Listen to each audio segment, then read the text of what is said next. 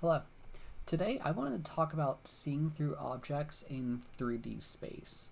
So, if you know basic ways to see through the basic objects, you will eventually be able to think about how to do them from different angles, and eventually it will apply to almost everything. But I will say that sometimes you will run into weird objects in which you may have to do deeper studies to understand how to see through them. So, iconically, let's draw a box. And we're going to draw through a box, so do not worry or fret.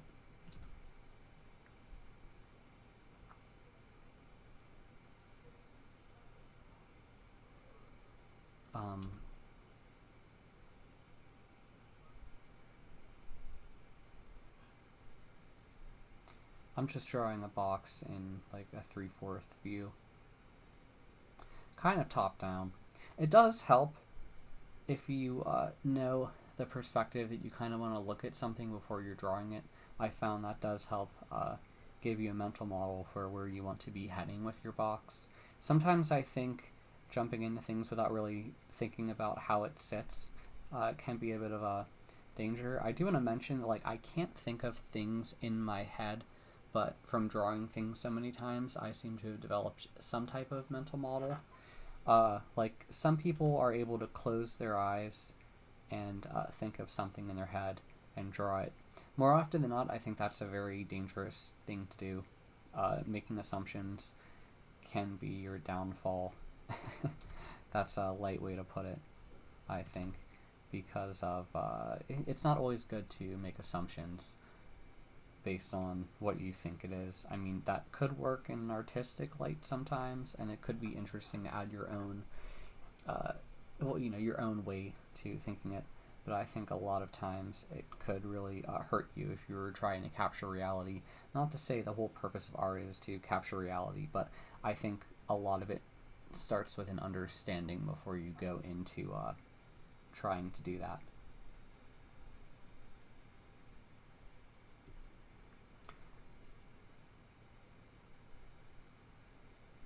Oh, I knew I was going to miss that. I need to ghost my lines more. And when I say ghosting, you kind of like draw two dots, and you pretty much kind of trace, not trace, but like you kind of try to draw a line going through both points, starting at the beginning, ending at the ending, and you try to execute it. If you can believe me, when I do make these videos, I am under a bit of performance anxiety, so talking and doing it at the same time is an incredibly difficult challenge. And I feel like when I'm talking, I tend to make more mistakes, because like before this, I was kind of drawing just to improve. I was like, man, I was not making as many mistakes. So yeah, it is something that I have learned.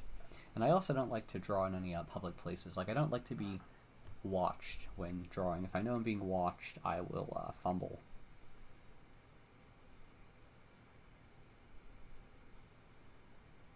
And I know I'm not being watched in the sense of, like, as I'm making this, no one could see me, which is great, but in the sense that people are going to see that. That is in the back of my head, and I think that is a bit of a biased thing to kind of be aware of. You know, I think putting anything on the internet can be a very challenging task. I feel like I have a thick skin, but yeah, who knows? Probably anything could wear on you long enough.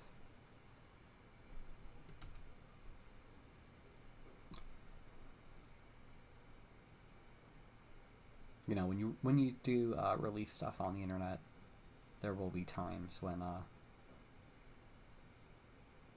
it's just, you're gonna see not good stuff, or you're going to be, or hear, you know what I mean.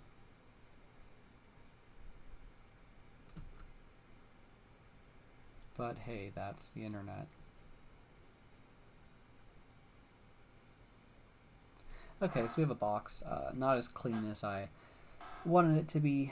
This one's a bit longer than that one. Oh well. So, okay, we have a box, but like we can't see through it. But you kind of have to understand that there's going to be like a vanishing point going that way. Well, more kind of like that. And what you want to do is you want to find like a line that kind of like helps sum up the back dimension.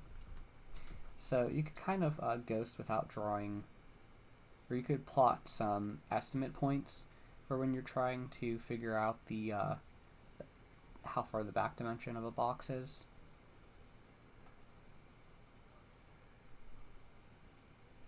But sometimes I feel like it could be a bit of a guessing game. You can check your work. I'm not going to do that here because I kind of want to show a bunch of different ways to think about objects. So the thing that's important here is that this is just like the back dimension for a box in like this perspective. But if you were to like rotate the box in any way, if you were to like kind of like make it so it's like tilted up a bit, things kind of get a bit more complex. And it can be sometimes extremely difficult to really think about how things lie or sit in 3D space. It could be beneficial to have a box around you, and if you can like somehow move it or keep it in the way, maybe prop it up with like toothpicks or something to like try to get used to drawing boxes from different perspectives. I think that could be a very useful exercise. A long time ago, I think I found a Milk Dud container and I kind of used that to like draw a bunch of different types of boxes.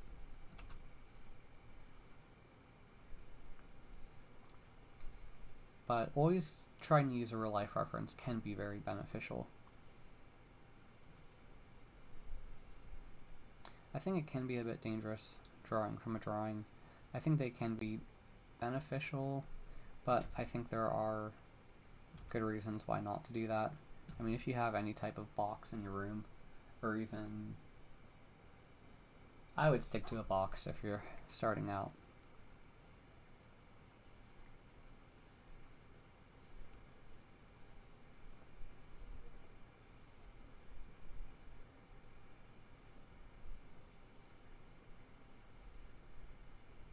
But it all depends how you want to handle it. But I feel like to a certain extent, being able to see through objects is kind of like a matter of drawing a ton, and eventually like not just a ton in a short period of time, but a ton over a long period of time. I found that like certain things do stick just from the sheer amount of stuff that you draw. Like you eventually it just clicks, but like I couldn't explain it, which I am very frustrated with that, because it's one of those things that like, you know, there's the act of explaining theory, which I do a lot of, and then there's the act of doing, and you just have to do more than the theory, as frustrating as that is to hearing that. I mean, I understand it, it's not really frustrating to me, and I kind of understand that like a lot of the stuff that I have read, I won't be able to really digest it. It's kind of like, if I had to give an analogy, it would be if you were eating like a steak. Well, you ate a steak and it's going to sit with you, and you're going to digest it. It doesn't go out right away. So, you know, it's one of those types of things that like, you know, it has to go in your large intestines and maybe small, I don't know, something like that. I'm probably getting that wrong, but you know, it takes time for your body to digest food, much like it takes time for you to understand how to see through things. Like this box, I really messed it up. It should have been, or how did I go wrong with it? Should have been probably more like that or something. Oh well. But yeah, the thing is, just the act of doing a ton of these could be very, very beneficial, drawing boxes from all types of angles. There are exercises that you can do to try to keep boxes, like, you know, trying to show how they topple over. But on the side, I will draw like a sphere. Like, spheres are a bit more simple, although I found the act of drawing a perfect sphere still a bit of a challenge. doesn't always have to be perfect, but you could use ellipses to kind of show the 3D nature of the sphere. And I found doing that could be a lot more beneficial to showing it the curvature of the sphere.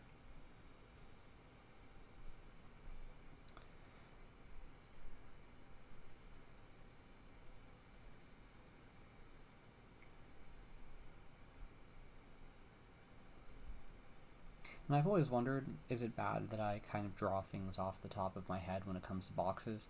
I would say probably, because, it's my mental model of it, and, it kind of seems like I'm just pulling these boxes out of nowhere, so that is a bit of a curse of knowledge type deal.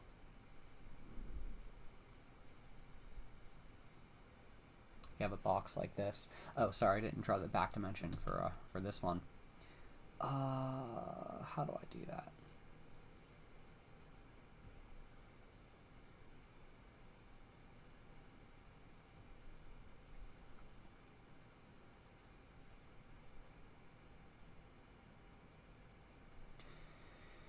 Actually, I think I'm doing this from a wrong way. I keep thinking it's going to be... Wow, I am really confused on how to draw that back dimension. It's got to be like here somewhere.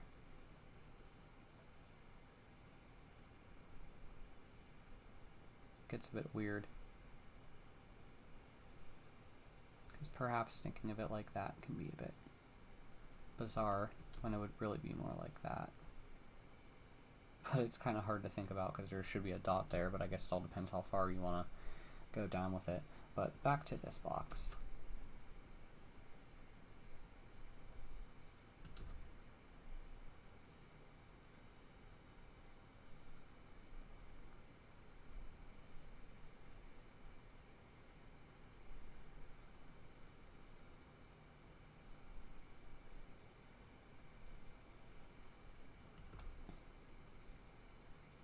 I think starting out, the most difficult thing is to even decide what you should even start drawing, because there's just so much and it's overwhelming. And I think the entry point is probably the hardest thing to go with. You can kind of see the back dimension. If you were to add more, if it was like really toppling over, you could do it in a little bit more extreme way. I guess there's always a certain degree that you can try to push the boxes.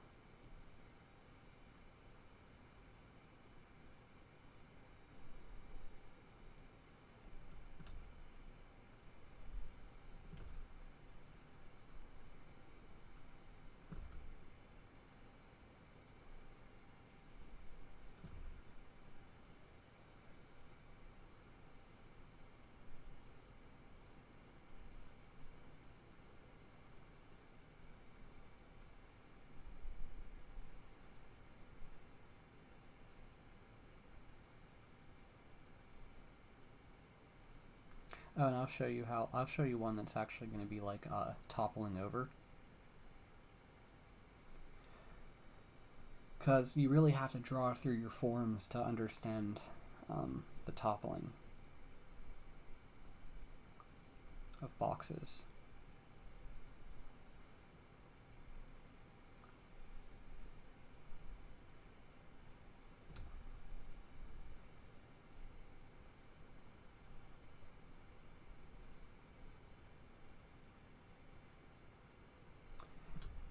It would be cool if someone sold some type of set of like clear plastic objects that had lines on them, because I think that could be a good thing to like sell. That like people would probably have a really beneficial time learning if it also like came on some type of some small plastic stand, so you could like plug it in one hole and kind of elevate it to different different like angles and whatnot. I think that could be a beneficial thing. So let's do a box in which we're going to get kind of weird with it, because our box is going to be like kind of toppling over.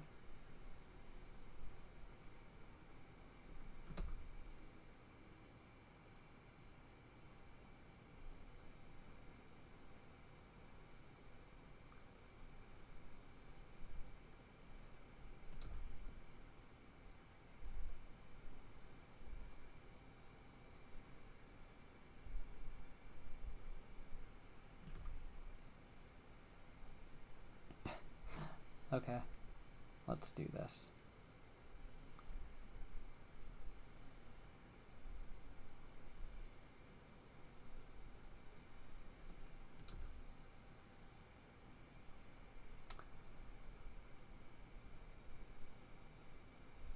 I wish I had some type of animation software, but I could have sworn I used to, but I don't know. Maybe I didn't.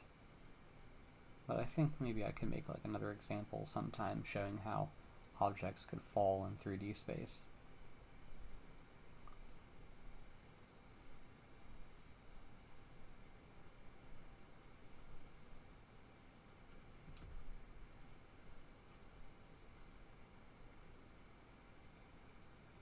So we have like the first side, but like if you think of a box falling, you really can't see the falling side normally, but in this case we're going to draw through it. But it's kind of like one side is receding farther back in 3D space. So it's like you're going to have a side of the box that is a bit smaller. And I think after doing this, I kind of made it bad. I'm going to do another one to the side to kind of show in a better light. I think I'll draw a portion of it first to kind of show you.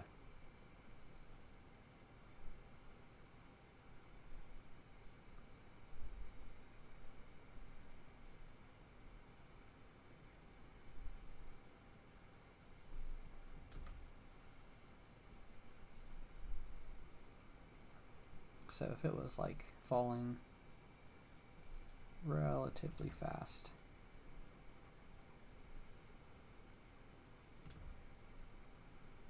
it would kind of just look like a square within a square.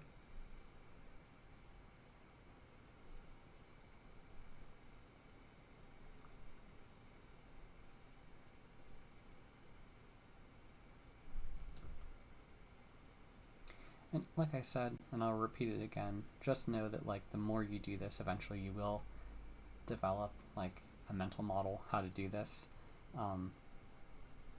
in some way. But never be afraid to use any type of reference, whether it be real life or, oh, I don't know how good an image can be, but possibly good. I know this kind of looks like a picture frame, but it would actually be a box.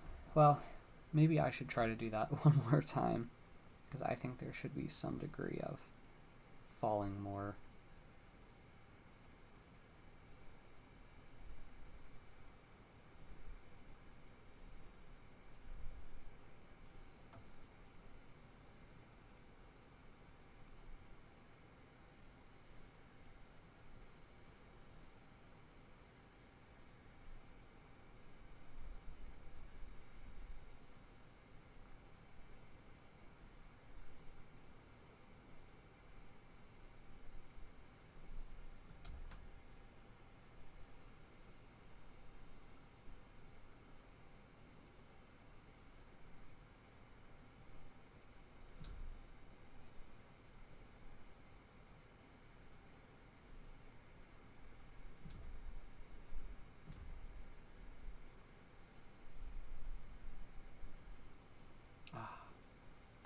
Where did I go wrong?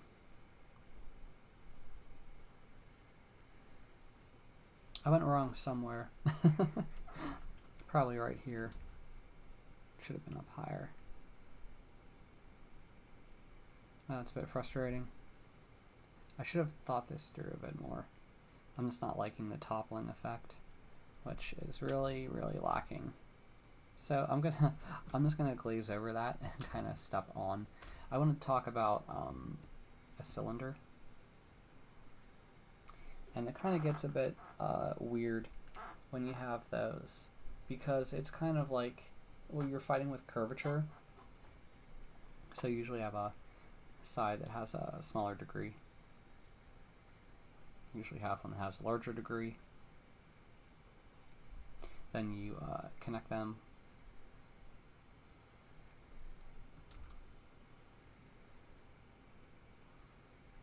And it's difficult to think about these because although like this ellipse on the bottom you really wouldn't be able to see based on perspective, but we're just kind of like drawing through our forms so you can. but this one, the top one, you can see because it's closer to us. And if you were to think about it, it's kind of like, well, there's a curvature, so all throughout the cylinder, there are all these ellipses, and if it's coming closer to the viewer, the ellipses appear larger in the perspective, and as it goes farther away, they appear smaller. Which I kind of made the degree of this a bit too large. It should have been much smaller. And you could also kind of apply that to a cone. And when I say a cone, there's like one tapering side to it. So if I was to draw a cone, it would kind of be kind of like that. And now for the point.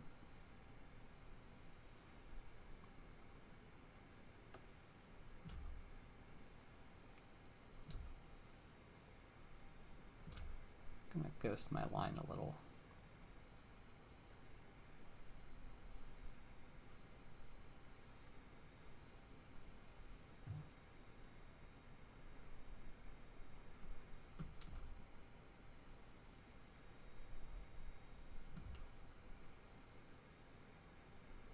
Okay, so it's kind of like that. And if you were to look at the cone from a different perspective, like if you were to look on it straight on, if we had our cone straight on, it would just kind of look like that with like, well, if I'm drawing the point here, it would appear like that. So, you know, when I have this kind of, it's like the point is kind of tilted more to the viewer.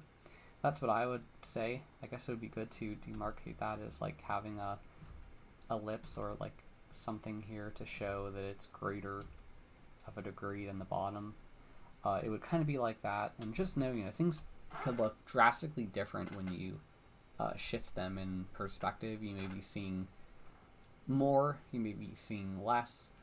The other day I was drawing some lanternflies, and it was interesting to see how certain angles of them, they kind of have more detail. They have like this interesting armor plate on the back of them, their shell. Much like if you were drawing like a cone like at eye level, it would kind of look like that. Like there is still an ellipse, but the ellipse is like right here. And the proper way to think about it is like if you take a penny or a cent piece, and if you were to like turn it on its side, if you were to turn it on its side, it would appear kind of like a line. But the reality would be that it would have some type of thickness to it. Because pennies are thin, but you know they do have like ridging, and I'm pretty sure that just has to do with the way they cut it. And you know it has ridging on it. But just like in this case, you would still have ellipses that are just like straight. So a lot of things change differently on perspective. I should also try to draw the ellipses.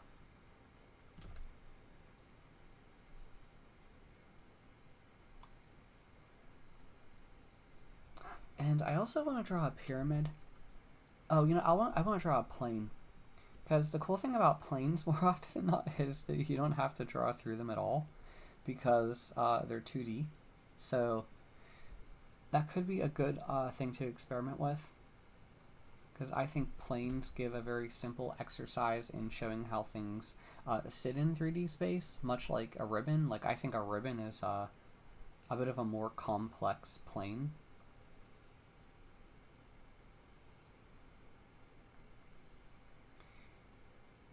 And I guess you don't really have to see through them. I think you kind of do to a certain extent to kind of understand how they sit in 3D space. I think when you're starting off learning, it can be very, this is probably all overwhelming, just because of the sheer amount of objects to draw and do.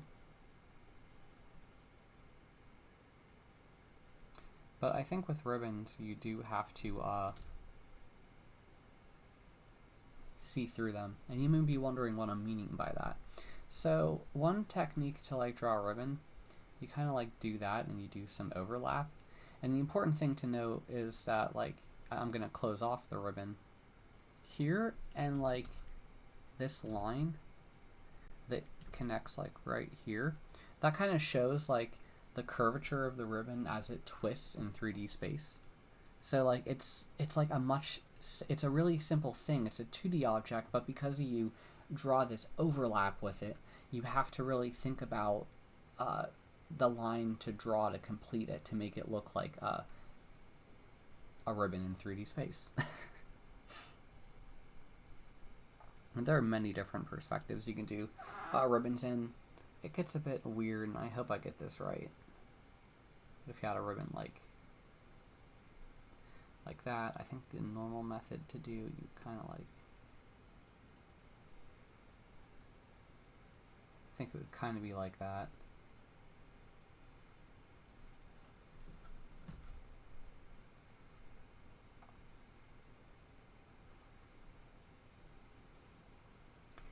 And we're gonna like close off this area to show that, you know, the ribbon is a ribbon and not just like unconnected lines.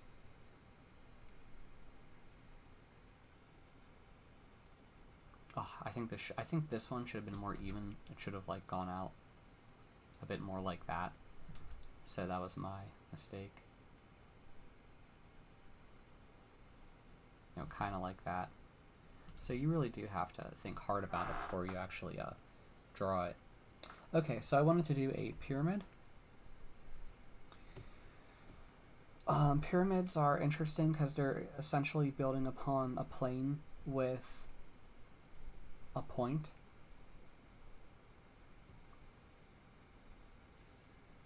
So, you know, you kind of have to know how to draw a plane before you could draw a pyramid.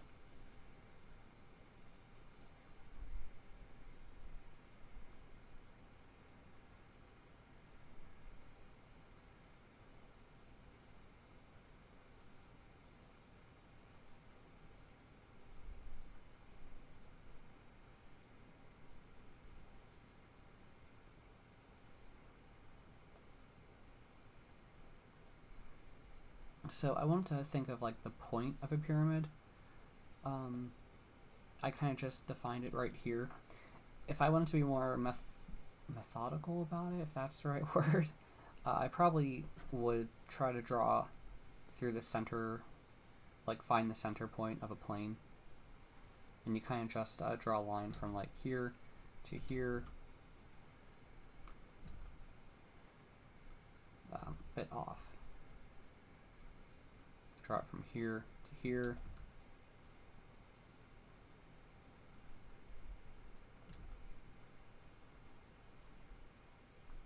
And I'm probably a little off, but like if you're to draw from like about here to there, well, I'll just draw it to the center point. I could have gone farther to draw through the plane, but I'll keep it to this one to really hone in the point of a pyramid. And we're pretty much just drawing a line to each of the four corners of our plane to make the pyramid.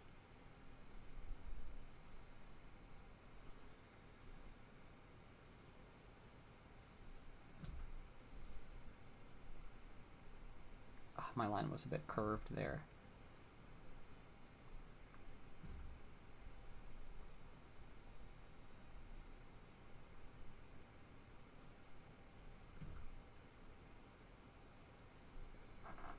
And there we have our pyramid. And, you know, just by doing that, we kind of, like, have drawn through the form. Like, if you wanted to put a line on the other side, you very well could do that.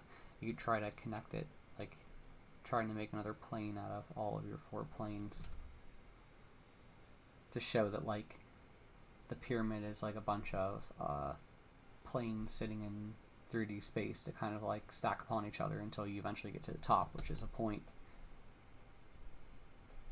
So if you do things like that, it could be another good exercise in playing around with how things sit in 3D space. The other thing, I would say it is important to kind of understand how to divide up a plane if you wanted to get like equal proportions of it.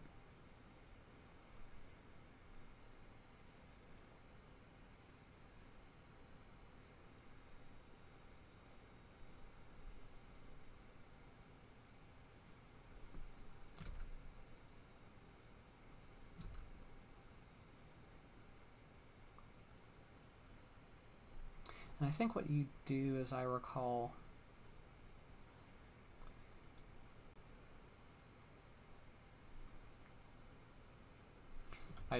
I'm just initially dividing up the plane because that center point is important. It's integral to what we're going to do.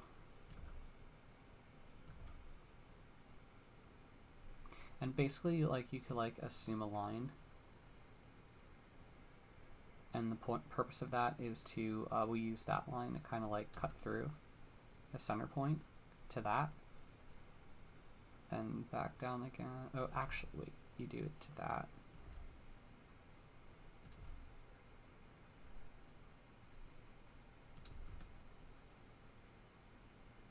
To here, then we connect here and here, and like we divided up the plane into 3 separate things. And I think it is important to do that because eventually you will need to understand, like, you will need to do like weird perspective things with like getting, like, dividing up planes that are not just like flat things. So let me do that one more time.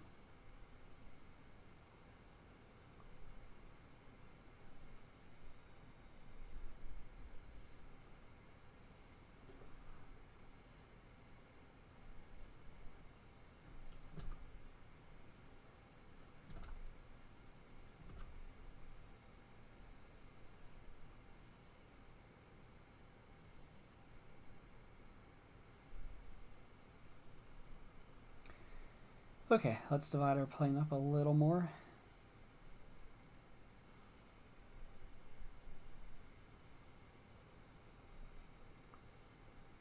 Because like we have this side of the plane is closer to us in 3D space compared to that side.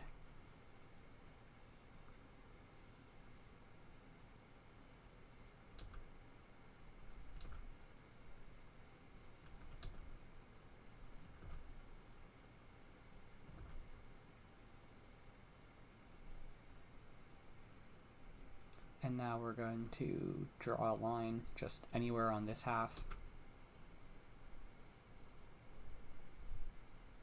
We have that. We have that.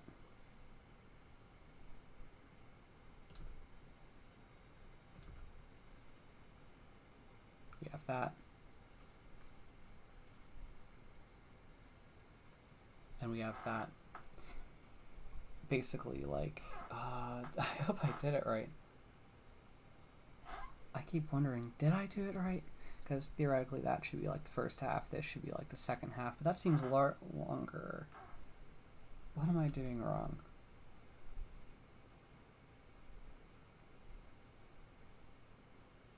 I may have to, no, what am I doing wrong? Sorry, you may have to scratch that. Let me end with a sausage shape.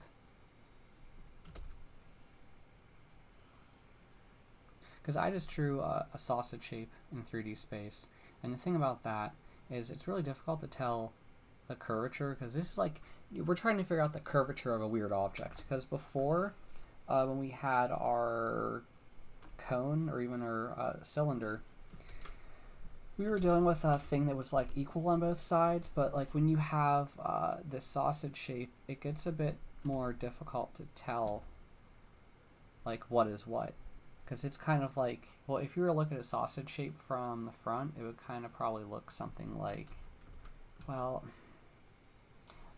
I would say that there's like some significant type of dip.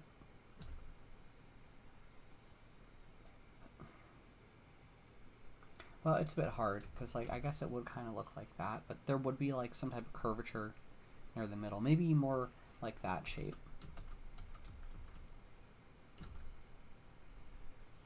Because it's kind of like there's a dip in the middle.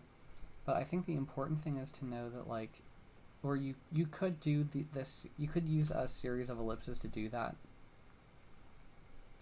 But it's like the initial one, like you think it would like follow through, like, well, I guess in this case the one, it's not dipping so much. Like, I guess I was thinking more of like a gourd, and I will show you how to do that real quick, but I guess in this case it would just be like a series of ellipses that kind of twist and turn. Like if we were to say that this sausage was just sitting straight, we would kind of have like, well, I kind of messed up with that pull.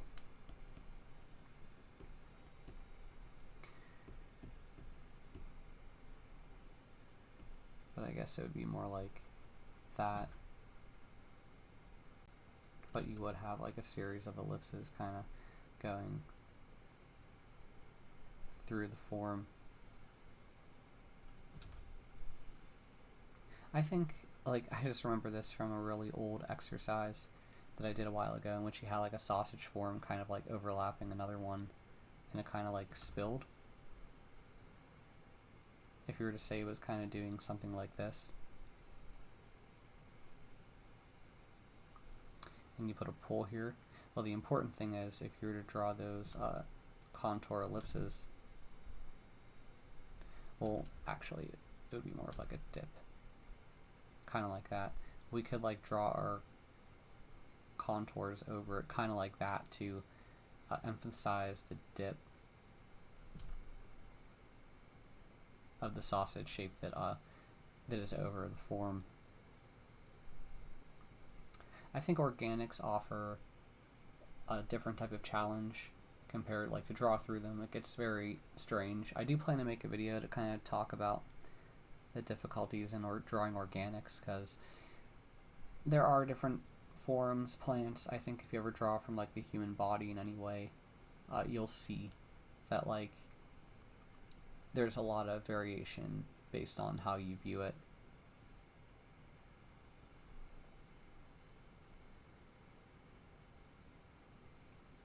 And you'll notice, like, if it's viewed from the same angle mirrored, it will look completely different. Like if I was to take my arm, it would kind of be like, kind of like that. If just the arm part, not the hand, but it would be kind of like it has this curvature to it on one side and a flat side on the other.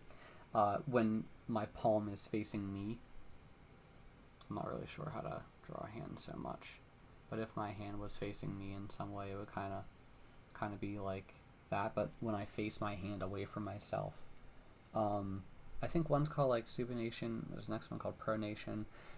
But basically, when you're looking at your hand and you're putting it palm down, it's kind of like both sides are like straight. You're no longer having that curve line with it. So be aware of that, because that could also really change things, I would believe. Because if I was to draw any type of contour ellipse, I would want to kind of show that like there's a greater dip on one side, because it kind of like comes out a bit, but then it kind of like quickly, I'm not doing a good job at visualizing it, but it would kind of like, as you go the other way, there's less of that bulging of the muscle. So things like that are important to be aware of and keep in mind. I could have gone further with this sausage, in which I could have drawn behind it, and like if I was to draw through it, which it can get a bit complex if you keep drawing through forms because of the overlap, but it would kind of be like that. Like you can draw ellipses through it, but the important thing to note is that well, this would be, well, I guess it would follow the same thing if I were to visualize it. It would just be a smaller one, but because it's farther away from us in 3D space and also kind of like slumping over the sausage, it would kind of, well, I guess it would be really small. But it gets a bit confusing when you're doing all of that overlap. So I hope this kind of gives you some ideas for drawing through objects in 3D space. I'm guessing there's always a more complex type of object to draw, and I probably have a lot of work that I need to do to kind of think about doing that. Maybe in the future I'll make another video on advanced objects sitting in 3D space, because I think I need a lot of practice. Two, I think there's more that I could expand upon if I have some examples of some sort. But yeah, thank you for listening throughout this video.